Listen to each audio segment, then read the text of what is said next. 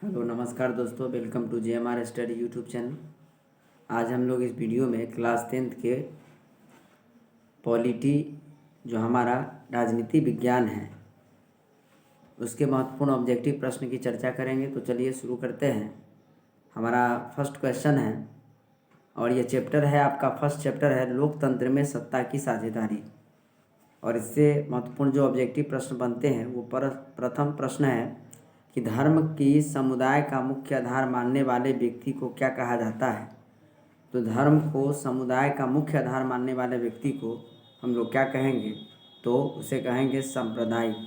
धर्म के आधार पर भेदभाव को ही हम लोग सांप्रदायिकता कहते हैं। अतः यह क्या हो जाएगा, आपका बी आंसर। नेक्स्ट क्वेश्चन है कि सांप्रदायिक राजनीति किस धारणा पर आधारित होती है। तो सांप्रदायिक राजनीति जो होती है वह किस धारणा पर आधारित होती है। तो इसका राइट आंसर हो जाएगा ए। एक धर्म जब दूसरे धर्म से श्रेष्ठ होने लगते हैं तो सांप्रदायिक राजनीति जो है वह शुरू हो जाती है। तो 2 का राइट आंसर ए हो जाएगा। क्वेश्चन नंबर 3 है, भारत में मतदाता होने की न्यूनतम आयु क्या है। तो भारत में मतदाता होने की न्यूनतम आयु क्या है। तो इसका राइट आंसर हो जाएगा सी, 18 वर्ष। भारत में मतदाता होने का जो न्यूनतम आयु है वह 18 वर्ष है। 61वां संवैधानिक संशोधन 1989 में ये राजीव गांधी के प्रधानमंत्रित्व काल में ये जो है संशोधन हुआ था, जिसके तहत 21 वर्ष से घटाकर उम्र 18 वर्ष कर दिया गया। नेक्स्ट प्रश्न है 4 नंबर कि निम्न में से कौन सी एक बात लोकतांत्रिक व्यवस्थाओं के अनुरूप नहीं है। कानून के समक्ष समानता, स्वतंत्र एवं निष्पक्ष चुनाव, उत्तरदायी शासन व्यवस्था, बहुसंख्यकों का शासन। तो लोकतांत्रिक व्यवस्था में जनता का शासन होता है, अतः बहुसंख्यकों का शासन, यह बात जो है वो गलत है, यह नहीं होगा। तो डी आंसर हो जाएगा 4 का। क्वेश्चन नंबर 5 में कह रहा है संघ सरकार का उदाहरण है अमेरिका, चीन, ग्रेट ब्रिटेन, इनमें से कोई नहीं। तो 5 का राइट आंसर हो जाएगा आपका अमेरिका। संघ सरकार का उदाहरण है अमेरिका। सत्ता में साझेदारी सही है क्योंकि यह विविधताओं को अपने में समेट लेती है, देश की एकता को कमज़ोर करती है, फैसले लेने में देरी कराती है, विभिन्न समुदायों के बीच टकराव को कम करती है। तो सत्ता में साझेदारी जो है वो सही होता है। सत्ता में साझेदारी का मतलब है कि हर लोगों का उसमें जो है सत्ता में भागीदार होना चाहिए। तो सत्ता में जब साझेदारी होती है तो विभिन्न समुदायों के बीच में टकराव जो है वो कम होता है। अगर सभी धर्म, सभी जाति, हर संप्रदाय के लोग अगर राजनीति में आएंगे तो इससे क्या होगा कि सभी लोगों की जो है वह विकास होगा, विकास के कार्य होंगे, अतः टकराव जो है समाज में बहुत ही कम होगा। क्वेश्चन नंबर 6 के बाद 7 नंबर क्वेश्चन पर चलते हैं। और 7 नंबर क्वेश्चन को देखें तो सांप्रदायिक राजनीति आधारित होती है धर्म पर, जाति पर, क्षेत्र पर या इनमें से कोई नहीं। तो पहले ही हम लोगों ने चर्चा कर लिया है कि सांप्रदायिक जो राजनीति होती है वह धर्म पर आधारित होता है। राइट आंसर 7 का ए हो जाएगा। क्वेश्चन नंबर 8 को देखें। क्वेश्चन नंबर 8 देखिएगा, कह रहा है कि भारतीय संविधान के अनुसार अनुच्छेद 19 में देश के सभी नागरिकों को कौन सा मूल अधिकार दिया गया है। तो बात करें तो 19 से लेकर 22 तक, अनुच्छेद 19 से 22 तक स्वतंत्रता का अधिकार है, अतः राइट आंसर हो जाएगा आपका ए। अगर बात करें तो भारतीय संविधान का जो अनुच्छेद है आपका 12 से लेकर अनुच्छेद 35 तक मूल अधिकार दिया गया है, जिसके अंतर्गत आपका जो है स्वतंत्रता का अधिकार है वो 19 से 22 तक आता है। 19 से 22 तक आता है। नेक्स्ट प्रश्न है आपका, अंतर्राष्ट्रीय महिला दिवस किस तिथि को मनाया जाता है। 7 मार्च, 8 मार्च, 9 मार्च, 10 मार्च। तो इसका राइट आंसर हो जाएगा 8 मार्च। अंतर्राष्ट्रीय महिला दिवस 8 मार्च को मनाया जाता है।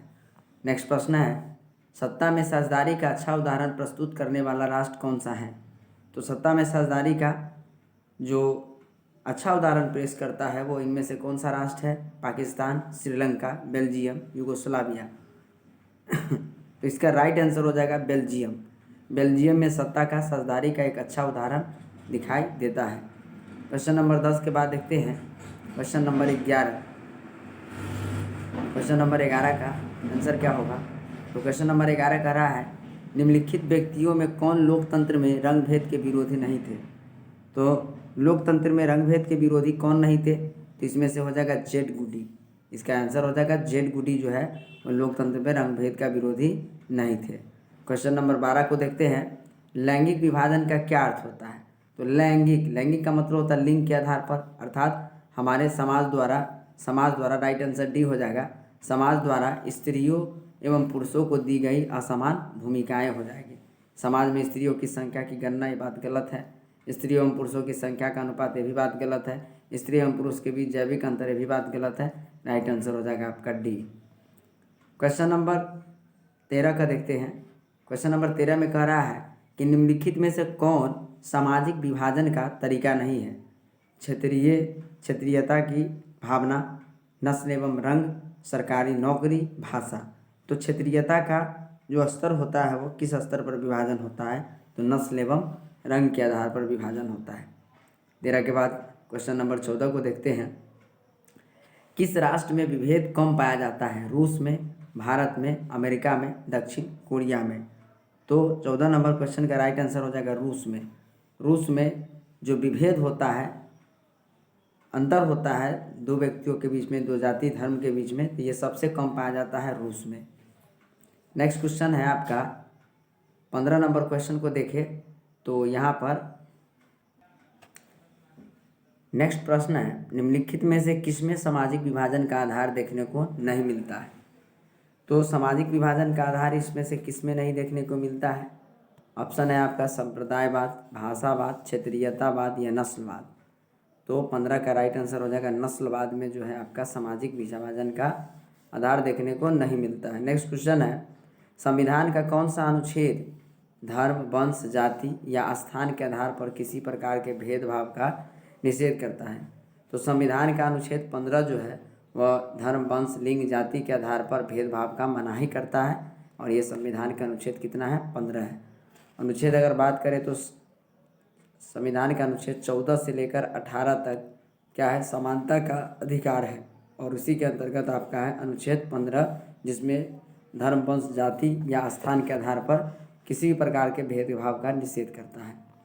नेक्स्ट प्रश्न है, निम्नलिखित में से किस देश को धार्मिक और जातीय आधार पर विखंडन का सामना करना पड़ा? तो धार्मिक और जातीय आधार पर विखंडन इनमें से किस देश को करना पड़ा था सामना? तो यूगोस्लाविया को हो गया। राइट आंसर क्या हो जाएगा? सी, यूगोस्लाविया को। जाति के आधार पर सामाजिक विभाजन किस देश की सामाजिक व्यवस्था का अनूठा उदाहरण है? यानी जाति के आधार पर वहाँ पर जो है विभाजन होने का काम किया गया। तो 18 का राइट आंसर हो जाएगा चीन हो जाएगा इसका राइट आंसर। तो जाति के आधार पर सामाजिक विभाजन किस देश की सामाजिक व्यवस्था का एक अनूठा उदाहरण है? तो इसका राइट आंसर हो जाएगा 18 नंबर क्वेश्चन का, ये हो जाएगा भारत। ये हो जाएगा भारत। राइट आंसर क्या हो जाएगा? भारत। भारत में जाति आधारित जो है वो भेदभाव बहुत ज़्यादा है, विभाजन भी है। तो राइट आंसर हो जाएगा डी। नेक्स्ट क्वेश्चन है, भारत एक राष्ट्र है धार्मिक, धर्मनिरपेक्ष, विकसित या सांप्रदायिक? तो बी हो जाएगा धर्मनिरपेक्ष। भारत एक धर्मनिरपेक्ष राष्ट्र है। जन्म पर आधारित विभेद किस देश में है? तो जन्म पर आधारित जो विभेद होती है वो किस देश में है? तो जन्म आधारित भेदभाव जो है वो ये भारत में देखने को मिलती है। जन्म पर आधारित विभेद जो है वो भारत में देखने को मिलती है। 20 के बाद देखते हैं क्वेश्चन नंबर 21। निम्नलिखित में से आपको बताना है कि सिंहली किस देश की राजभाषा घोषित किया गया है? Myanmar, Sri Lanka, Malaysia, Mauritius.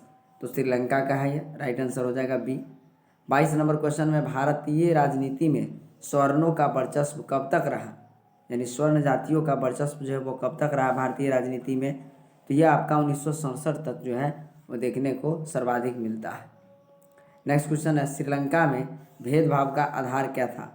तो श्रीलंका में भेदभाव का जो आधार था वह भाषाई आधार पर था। तमिल और सिंहली लोगों में लगातार वहाँ पर भेदभाव होता था। संप्रदाय का अर्थ क्या होता है? सिख, ईसाई, जैन या बौद्ध? तो कहने का मतलब संप्रदाय जो है 24 का राइट आंसर हो जाएगा ईसाई। संप्रदाय का मतलब ईसाई होता है। मानव जाति में आधी आबादी किसका है? पुरुषों की, महिलाओं की, युवाओं की, इनमें से कोई नहीं। तो 25 का राइट आंसर हो जाएगा आपका महिलाओं की। आधी आबादी किसकी है? महिलाओं की है। भारत में पुरुषों की साक्षरता दर 2015 के अनुसार कितना है? तो भारत में पुरुषों का जो साक्षरता दर है वह 80.115% है। तो इसका क्या हो जाएगा, सॉरी 26 का जो राइट आंसर हो जाएगा आपका 80.94% है, 80.94% है। नेक्स्ट क्वेश्चन है, निम्नलिखित में से कौन राजनेता जातिगत भेदभाव से मुक्त समाज निर्माण के पक्षधर थे? डॉक्टर भीमराव अंबेडकर, पेरियार स्वामी, डॉक्टर राम मनोहर लोहिया, इनमें से सभी। तो अगर बात करें तो इसका इनमें से सभी हो जाएगा। सभी नेता चाहते थे कि जातिगत भेदभाव से मुक्त समाज का निर्माण होना चाहिए, तो टी हो जाएगा। 28 नंबर क्वेश्चन है, श्रीलंका में सामाजिक विभाजन किस स्तर पर है? क्षेत्रीय, सामाजिक, ए तथा बी दोनों, इनमें से कोई नहीं। तो 28 का राइट आंसर हो जाएगा सी, ए और बी दोनों हो जाएगा, क्षेत्रीय आधारित, सामाजिक आधारित। सत्ता में साझेदारी का क्या तात्पर्य है? तो विधायक या सांसद बनाना, प्रतिनिधित्व की इच्छा रखना और राजनीतिक दल बनाना, अपनी भाषा या धर्म इत्यादि को संवैधानिक पहचान दिलाना, शासन एवं प्रशासन के मूलभूत निर्णयों को अपने अनुकूल प्रभावित करने की क्षमता रखना। ये क्या हो जाएगा, 29 का राइट आंसर डी हो जाएगा। आपका राइट आंसर क्या हो जाएगा, डी। नेक्स्ट क्वेश्चन है, प्रोटेस्टेंट संप्रदाय किस धर्म से संबंधित है? हिंदू, मुस्लिम, ईसाई, सिख। तो 30 का राइट आंसर हो जाएगा ईसाई धर्म से संबंधित है। ब्रुसेल्स में 80% लोग किस भाषा को बोलते हैं? तो 31 का राइट आंसर हो जाएगा आपका सी, फ्रेंच भाषा को बोलते हैं। ब्रुसेल्स में 80